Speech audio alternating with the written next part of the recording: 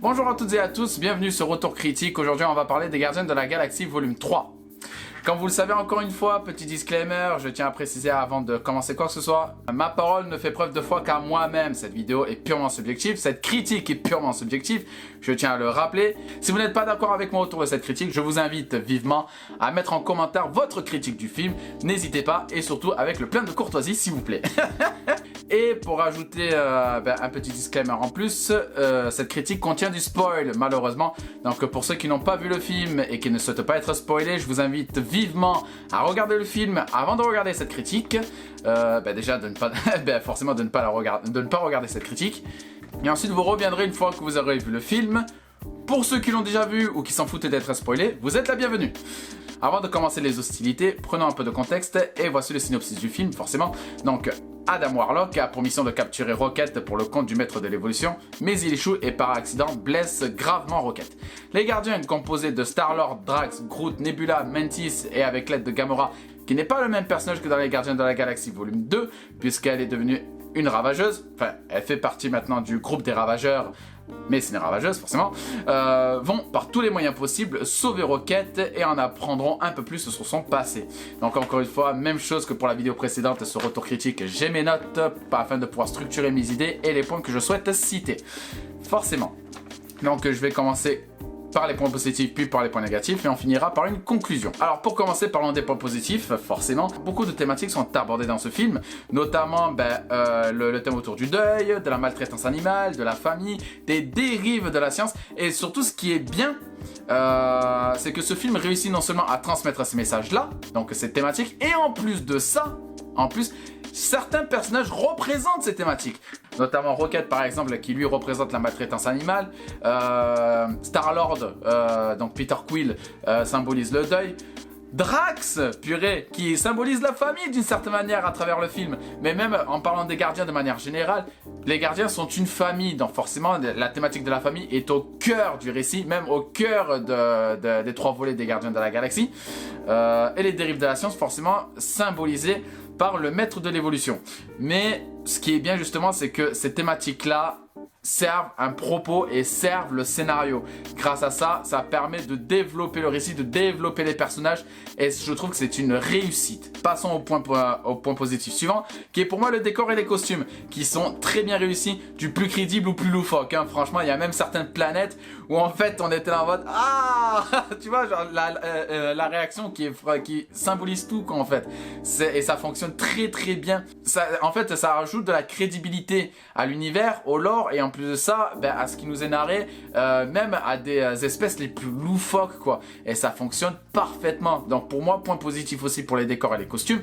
Le scénario, comme vous pouvez le voir, le synopsis tient sur à peine un paragraphe de 5 lignes.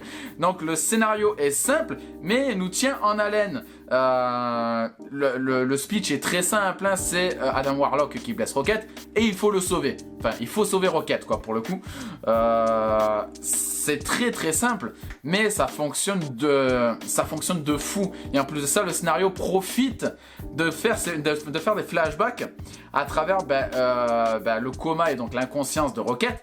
Et c'est pertinent en fait. Ces flashbacks servent à développer le personnage de Rocket et ça fonctionne très très bien. Franchement, niveau scénario, ça fonctionne très bien. Parfois on dit la plupart du temps que il n'y a rien de plus efficace que la simplicité et pour moi c'est tellement simple que ça en devient efficace justement et ça fonctionne très très bien. Les scènes d'action sont bien chorégraphiées et découpées. Après en reparlant de l'aspect technique, le cadrage, le montage, le son, les musiques, tout fonctionne. Les FX, etc. Ça marche. C'est techniquement réussi. C'est techniquement professionnel. C'est du propre. En même temps, c'est Marvel. En même temps, c'est Disney. Le contraire m'aurait étonné. Donc forcément, faut s'attendre à un minimum de qualité technique et artistique à partir du moment où il y a des gros studios derrière, ce qui est normal. Mais sinon, dans l'ensemble, les scènes d'action sont lisibles, c'est un truc de fou. La mise en scène est respectée, ça marche, il n'y a aucun problème.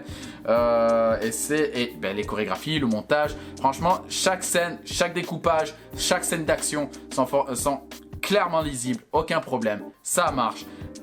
Encore une fois, que de la réussite, que du bon. Parlons un peu des personnages. Donc forcément, nous avons dans un premier temps qui pour moi, Groot est le personnage le plus classe du film. Indéniablement, Groot, pépite, rien à dire.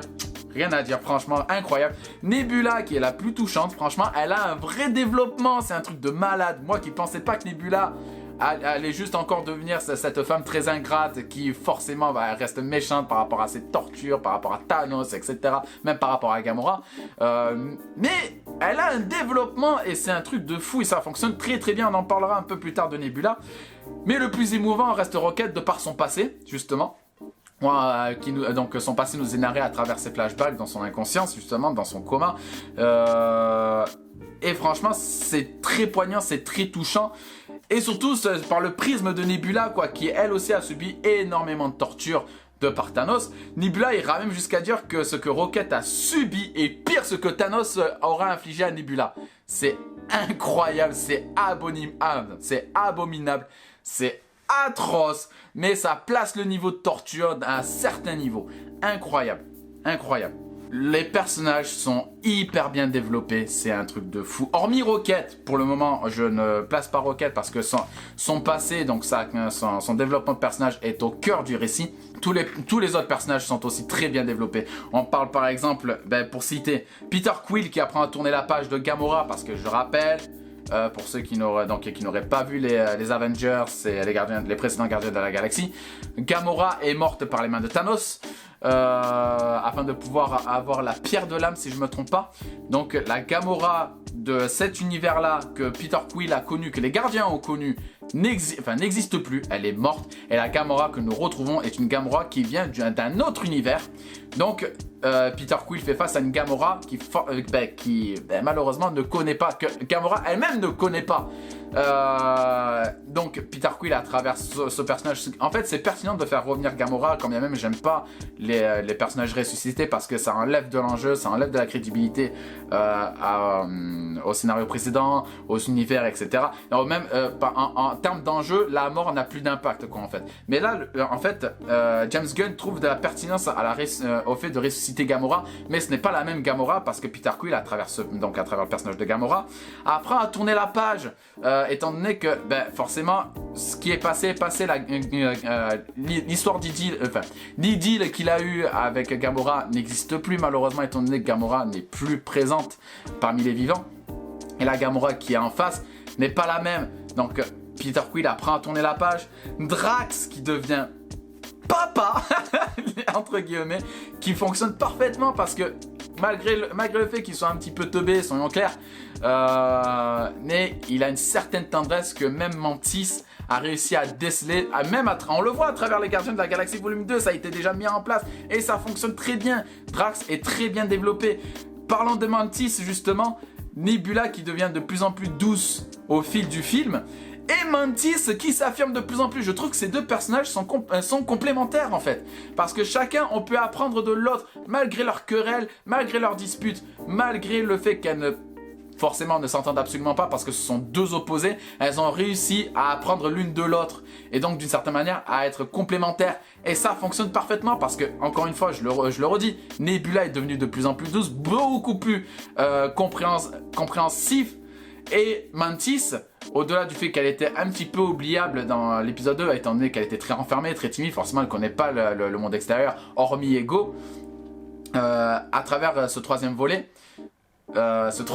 plutôt, Mantis s'affirme. Mantis est une badass quoi, ça s'en vient là, elle devient quelqu'un de très, très renfermé, très en mode kawaii desune, tu vois. À quelqu'un de très affirmé, de très badass quoi en fait. Et franchement ça fonctionne très très bien. Tous les gardiens ont un développement de personnage. Même, si je ne me trompe pas, même Kraglin, qu'on voit très peu dans le film, on le voit très très peu, devient véritablement l'héritier de Yondu vers la fin du film. Et son duo avec Cosmo fonctionne très très bien. C'est incroyable comme les personnages sont bien développés, bien construits, bien caractérisés. Pour moi c'est un sans faute en fait, niveau développement de personnages, c'est un sans faute.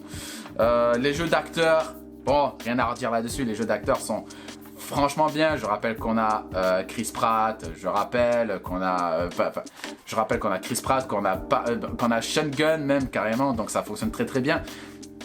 Les acteurs sont dans leur rôle, ça fonctionne très très bien. Eux-mêmes disaient qu'il n'y aurait pas de troisième volet sans James Gunn, justement. À quel point ils sont fidèles à ce volet. Ça reste les mêmes acteurs dans un premier temps. Et surtout que pour eux, il n'y a pas de Gardien de la Galaxie volume 3 sans James Gunn. Et pour moi, je trouve que c'est une... En fait, la famille dans ce film est devenue extra diégétique en fait à ce stade-là, quoi. Je sais pas comment le décrire, tellement les acteurs sont fidèles à leur personnage, mais aussi à l'univers et au point de vue du réalisateur. À tel point que même Dave Bautista, que je rappelle est catcheur à la base, il est catcheur, hein, qui forcément, le catch c'est un peu théâtral, hein, soit dit en passant, il y a beaucoup d'acting, d'où qu'ils ont une certaine base d'acting, ça fonctionne très très bien. Dave Bautista en devient larmoyant, c'est incroyable, il en devient touchant, c'est un truc de fou, ça marche, la direction d'acteur frappe là où il faut, rien à dire, le film fonctionne. C'est vraiment incroyable. Beaucoup de références à la pop culture, forcément. On en revient donc aux références des années 80, à la pop culture, aux jeux vidéo, à la musique, à Pac-Man, encore une fois. On a une autre référence à Pac-Man. Rien à dire là-dessus. À tel point que ces références sont extrêmement drôles. J'en reviens justement par rapport au film. Le film est très drôle. Là, dans la salle, pour parler de mon expérience cinématographique au moment où j'ai vu le film, la salle, à certains moments, forcément, au moment de punchline, au moment d'interaction entre les gardiens, à certains moments, pour détacher un petit peu la tension, forcément, il y avait des punchlines qui sont glissés à droite à gauche, quelques références pop culture. Les gens, toute l'audience était hilar, quoi. Ça fonctionnait. Le film est drôle, quoi. J'en ai parfois rigolé, mais... comment dire, j'en ai moi-même rigolé par rapport à ce film. Ce film est drôle, quoi, en fait. Il est touchant, il est drôle, rien à dire, quoi. Ça marche, les punchlines font mouche, les interactions entre les personnages. À la fois ils s'aiment, à la fois ils se clashent, à la fois ils se détestent. On en passe par toutes les émotions et c'est ça qui fonctionne, en fait. C'est que à partir du moment où on est attaché émotionnellement, ne serait-ce qu'au film et aux personnages, et même à travers leurs aventures, à travers leurs péripéties, le film a tout gagné, sincèrement. À partir du moment où il y a une vraie cohérence et une vraisemblance, le film marche, putain. Et c'est pour ça que pour moi, ce film en est drôle, en est touchant. On passe par toutes les palettes et par tout le prisme de nos émotions. Et c'est ça qui est incroyable. Ce film est drôle, putain. Dernier point positif, ce film peut être considéré comme la fin des Gardiens de la Galaxie. Ça peut être une vraie trilogie, quoi, en somme. Et ça fonctionne très bien comme tel.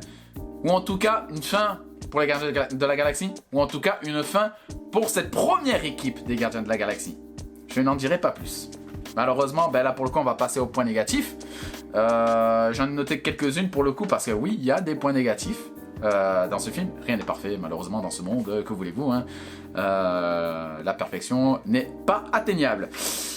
La dissolution des Gardiens de la Galaxie pour moi arrive brusquement et sans transition, ce qui est dommage pour moi.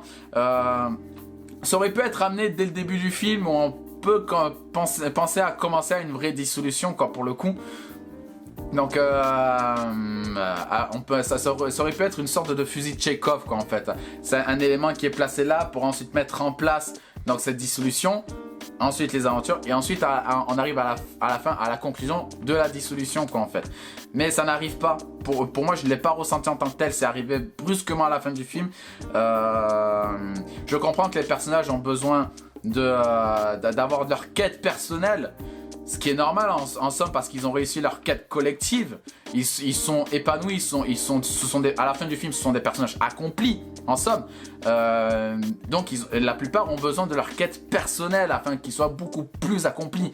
Je pense à Mantis et à Peter Quill qui forcément ont besoin de leur quête personnelle et c'est nécessaire pour moi. Après je pense que pour moi ça reste des portes ouvertes à peut-être des futures séries ou à des futurs films, je l'espère, hein, en tout cas pour d'éventuelles suites. Mais ce qui est dommage, c'est que la dissolution des Gardiens de la Galaxie arrive trop brusquement. Ensuite, le méchant, donc parlons un petit peu du maître de l'évolution, qui pour moi est un méchant classe, mais obsessionnel et malheureusement oubliable en fait. à tel point qu'en fait il est pas marquant. Il est menaçant mais il n'est pas marquant en fait, de par de sa prestance, de sa présence. Quand même, pour donner un exemple, il y a un moment du film, il s'adresse à l'un des peuples, je sais plus comment ça s'appelle, c'est des peuples qui sont tout dorés, qui est le peuple d'Adam Warlock justement. Le personnage à qui le maître de l'évolution s'adresse est beaucoup trop grand par rapport à lui. Qu'est-ce qu'il fait? Il y aura l'effet Sarkozy. Il y a une estrade pour le maître de l'évolution, en fait, de se sentir beaucoup plus supérieur. Ça, en fait, ça me fait pitié, quoi. Après, on place le maître de l'évolution comme quelqu'un d'important, ce qui est une chose, mais il n'est pas pour autant menaçant. Ce qui est dommage, parce qu'en fait, c'est un personnage qui est devenu vite oubliable, à tel point que même Peter Quill, donc Star-Lord, le décrit parfaitement bien par rapport à son physique. C'est une tête de Robocop et ça fonctionne très bien en fait. Je cherchais la référence pour le coup parce que c'est un visage très tiré, un petit peu cybernétique, un peu robotique. Mais moi pendant la séance, je dis putain, ce visage me dit quelque chose. Et c'est Robocop en fait. C'est clairement Robocop. Ça fonctionne très très bien. Franchement, la critique elle fonctionne de fou. Mais enfin, le petit tacle fonctionne beaucoup. Mais ça rend le méchant moins menaçant quoi en fait. Malgré la surpuissance qu'il détient, malgré le pouvoir qu'il a, malgré l'importance qu'il détient, il n'est pas menaçant pour autant. Pour moi en tout cas, il n'est pas menaçant. Et enfin, c'est peut-être un peu du pinaillage pour moi, mais je dirais quand même qu'il y a une mauvaise gestion du personnage d'Adam Warlock. Tous les personnages sont développés. Peut-être qu'Adam Warlock arrivera... Adam Warlock a une sorte de rédemption pendant le film, mais est utilisé à mauvaise escient ou à une mauvaise gestion par rapport à sa fiche personnage, ou en tout cas lors de l'écriture du scénario. D'abord, il devient un prétexte pour capturer Rocket, puis il souhaite capturer Rocket afin de sauver son peuple. Il souhaite capturer Rocket avant tout le monde afin de pouvoir sauver son peuple, pour à la fin sauver Peter d'une mort certaine en fait. Le personnage a une sorte de rédemption qui fonctionne bien, il n'y a aucun souci là-dessus, mais je trouve qu'il y a une vraie mauvaise gestion parce qu'on le voit au début, on le voit au milieu, on le voit à la fin. C'est vraiment, c'est en 3 temps. On le voit pas tout au long du film comme un autre personnage qui en est menaçant lui-même, ou voire même qui représente un danger pour les gardiens.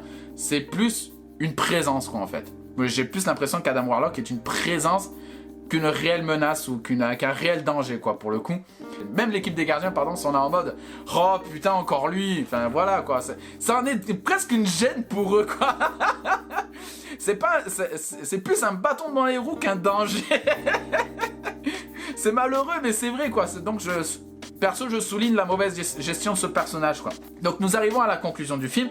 Ce n'est pas forcément le meilleur film Marvel, soyons clairs, mais personnellement, je le classe dans mon top 5 des meilleurs films Marvel avec les Gardiens de la Galaxie volume 2, de sûr, clair et net. Il n'y a aucun problème là-dessus. Pour moi, ça reste le meilleur film des Gardiens de la Galaxie. Ce n'est pas pour autant le meilleur film Marvel.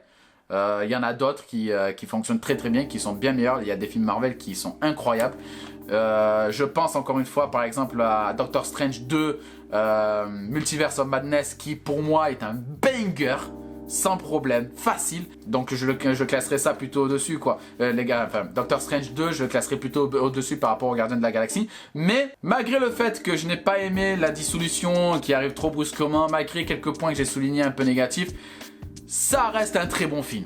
C'est un très bon film, ça marche, les personnages sont développés, les décors sont crédibles, les FX sont incroyables, n'est-ce pas Ant-Man Quantum Mania? Enfin, je vais arrêter sur ce tacle là, forcément. Donc les personnages sont développés, les FX fonctionnent, c'est très touchant, nous passons par toutes les palettes de nos émotions, rien à dire quoi, ce film est loin d'être parfait, mais ça reste un très bon film. C'est un excellent film Marvel, ça pas de problème. C'est pas un excellent film pour autant, c'est pas l'excellence, c'est un très bon film. Franchement, rien à dire sur ce sujet-là. Donc voilà, c'était les Gardiens de la Galaxie volume 3.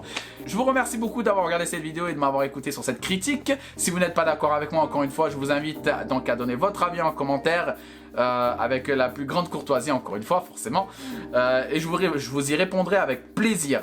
Donc pour le reste, n'oubliez pas le pouce bleu, de vous abonner à cette chaîne et de mettre la cloche afin de ne pas rater les prochaines sorties soit d'une critique, soit d'un épisode de Classique Ciné.